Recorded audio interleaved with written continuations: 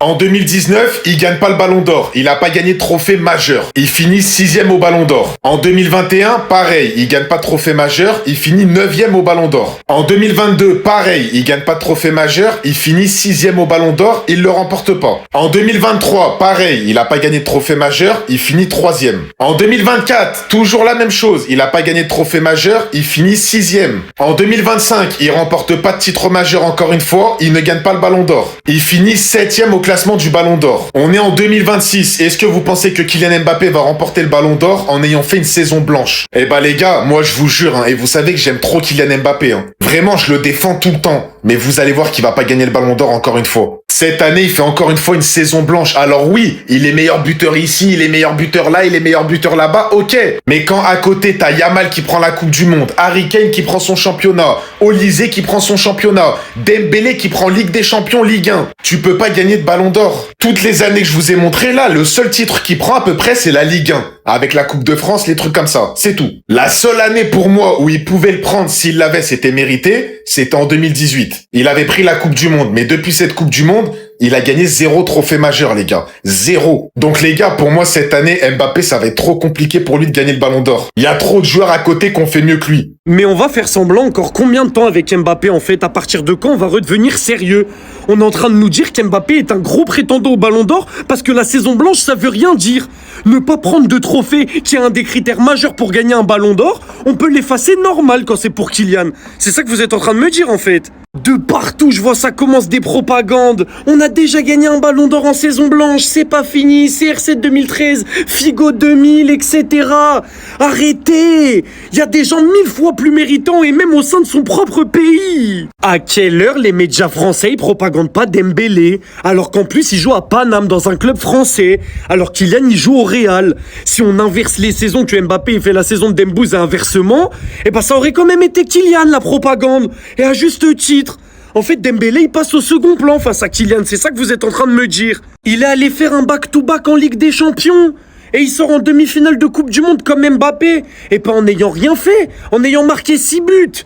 Mais en fait, vous comprenez pas que Dembélé, c'est un 1000 fois plus gros prétendant que Kylian. Si vous me posez la question, aucun des deux doit le prendre entre Dembélé et Mbappé. Pour moi, c'est Yamal ou Harry Kane. S'il le prend, c'est pas scandaleux. Yamal qui fait une saison exceptionnelle en club et qui, en plus de ça, remporte la Coupe du Monde.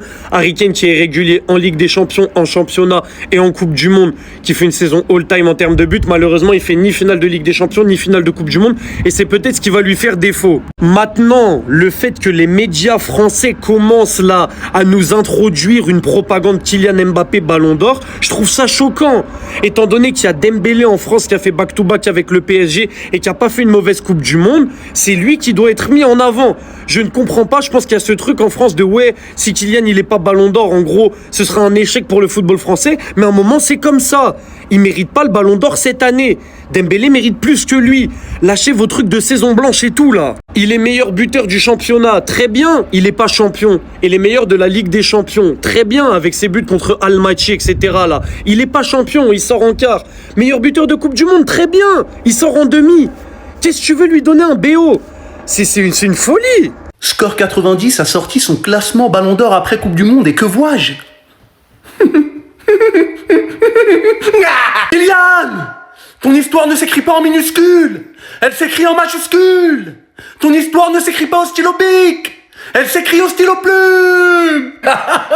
Quand tu vas soulever le Ballon d'Or, il y en a qui vont tomber de haut. Non mais il y a deux choses qui m'interpellent dans ce classement. La première, où est CR7? La seconde, qu'est-ce que Lamine Yamal fout ici?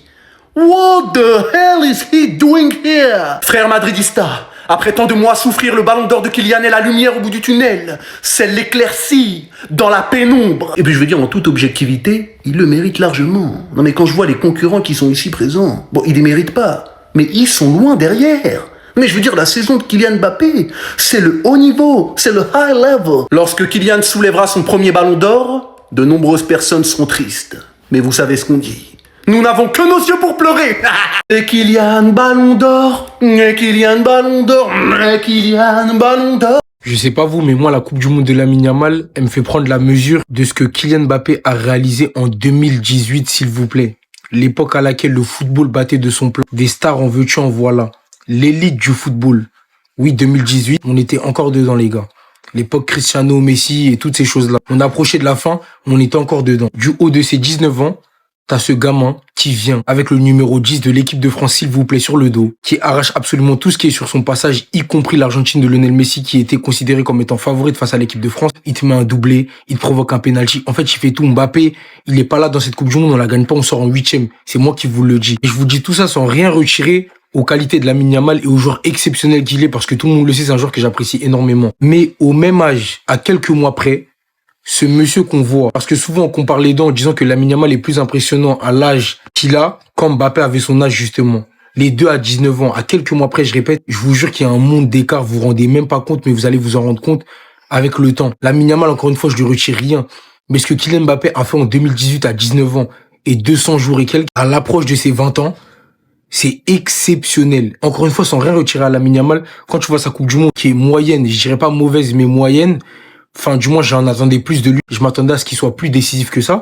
Quand tu vois ce que Kylian Mbappé a réalisé en 2018, en tant qu'artisan majeur, ce qui lui a même valu de remporter le prix du meilleur jeune joueur du tournoi, s'il vous plaît, avec, à mon sens, un collectif peut-être moins fort que l'Espagne, parce que certes, l'équipe de France 2018, pour moi, c'est plus un alignement des étoiles. C'est-à-dire que tous les joueurs étaient à leur meilleur niveau. Umtiti, Lucas Hernandez, Paul Pogba, Antoine Griezmann, tout le monde était énorme.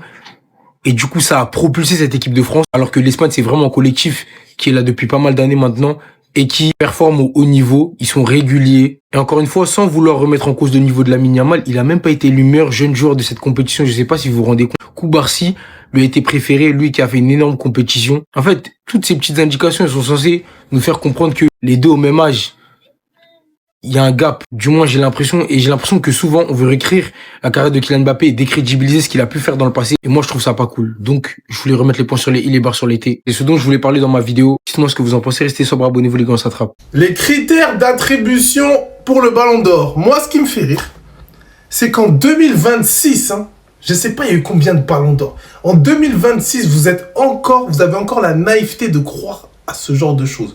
Vous pensez que tous les journalistes du monde là, ils sont là et ils prennent le temps de se creuser à leur performance individuelle, caractère décisif, impressionnant, aspect collectif, trophée remporté, classe, fair play, machin, et puis ils regardent les joueurs et puis ils se prennent la tête et puis... Mais les gars, tous les ans, on voit des dingueries dans les votes, on voit des votes qui ne sont pas du tout en accord avec ces critères. Mais tous les ans, vous tombez encore dans le panneau. Voilà, moi j'ai travaillé dans la presse, j'ai travaillé à SoFoot, je travaillais à la Marseillaise, j'ai fait des émissions avec BFM Marseille. L'intérieur du milieu de journaliste, je l'ai fréquenté. Et j'ai parlé avec certains journalistes qui ont eu, dans leur carrière, à voter pour le Ballon d'Or. En fait, les journalistes, c'est simple. Déjà, ils regardent pas tous les championnats. Il y en a, ils regardent même pas la Bundes. Il y en a, ils regardent pas la Liga. Il y en a, ils regardent pas la PL. Voilà, en fait, il y en a, ils regardent pas la Ligue 1, parce qu'il y a des journalistes étrangers du monde entier. Donc, après, c'est les grandes compétitions comme la Coupe du Monde, la Ligue des Champions, bien sûr, qui vont être regardées de plus près. Mais surtout, le journaliste, il va faire parler sa propre sensibilité foot. Ça veut dire qu'il y en a, ils vont être plus choqués par le fait que Dembélé a fait back-to-back avec le PSG. Incroyable. Il a été bon dans des gros matchs. Il y en a, ils vont plus être choqués par Messi, 39 ans, qui sort des States pour venir porter l'Argentine jusqu'en finale et faire une meilleure Coupe du Monde que tous ces joueurs-là. Il y en a, ils vont plus être choqués que Lamine, 19 ans, quand il se pose devant l'R télé, toute leur saison avec le Barça, il fait parler la magie. Il la fait pas avec l'Espagne, mais il prend une Coupe du Monde à 19 ans, avec cette saison-là. Pour eux, c'est lui le Ballon d'Or. Il y en a qui vont être choqués par Harry Kane parce qu'il a mis 73 buts. Pour eux, c'est les buts. Ou alors, du coup, Mbappé aussi, meilleur buteur dans quasiment toutes les compétitions qu'il a jouées. Voilà. Donc, en fait, chacun va faire parler sa propre sensibilité football. C'est pour ça que le Ballon d'Or, cette saison, il est très serré, voilà.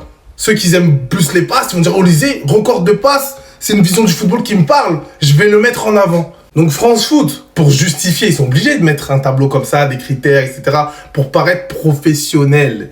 Mais ne croyez pas que ça, c'est un tableau d'or et que tout le monde va être concentré sur ce truc-là, les gars. Parce que chaque année, on en a la preuve, les gars.